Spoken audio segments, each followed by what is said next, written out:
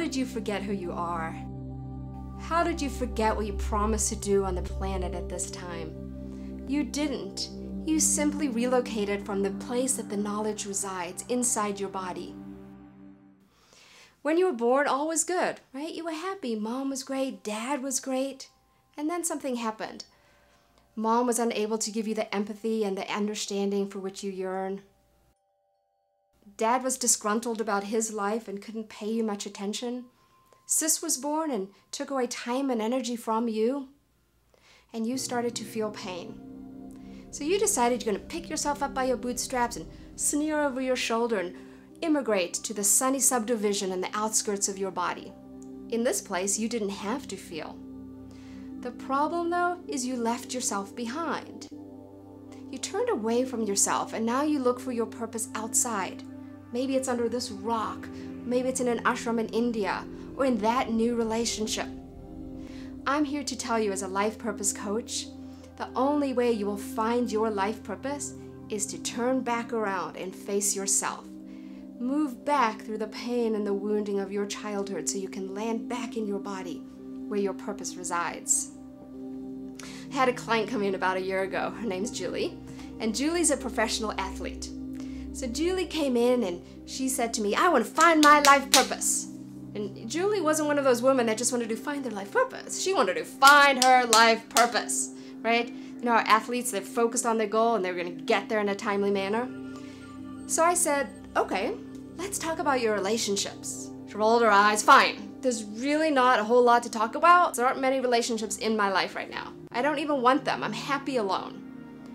Okay, well, tell me how you feel in your body as you're talking about this.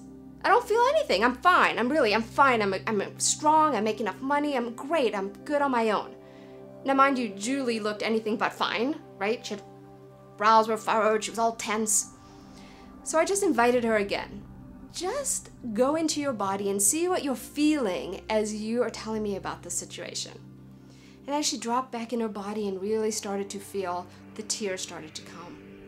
The sadness over being misunderstood and pushed aside, right? And then her back has been aching for years, started to really hurt.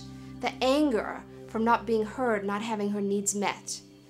And then her stomach got queasy and started to rumble a little bit. The fear of really facing a life alone. And as Julie started to feel these feelings, I asked her, now if you weren't talking about all these men that you've had relationships with, who might you be talking about? And then the tears really started to come, right? And she just cried, my daddy. And Julie and I spent the next 3 months working on this core relationship with her that she didn't even know she had all these feelings and emotions about. And as she had the courage to move back through these buried emotions and memories, Julie landed back in her body. And Julie doesn't ask me anymore what her life purpose is. Julie knows that if she stays centered in her body and uses her emotions and her feelings as her guide for what's right and wrong for her, her purpose wraps around her. Her purpose finds her at every step of her journey. So I'm going to invite you to do an exercise with me. I want you to think of a situation or a relationship that's really difficult for you right now. And as you think about this situation or relationship, I want you to really go into your body and see what you notice. What are you feeling? Does your chest constrict? Does your back and shoulders tighten up? Does your stomach get queasy and sore? Or is there a sensation in your stomach area? And then I want you to put an emotion on that. Are you mad, sad, or scared?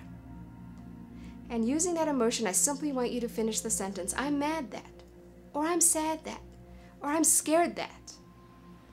And I'm going to invite you to use whatever you're saying as your truth in this situation, in this relationship. Don't worry about why the other person's doing what they're doing.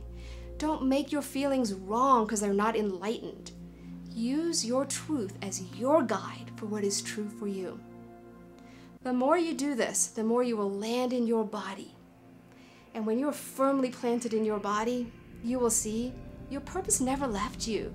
You left it.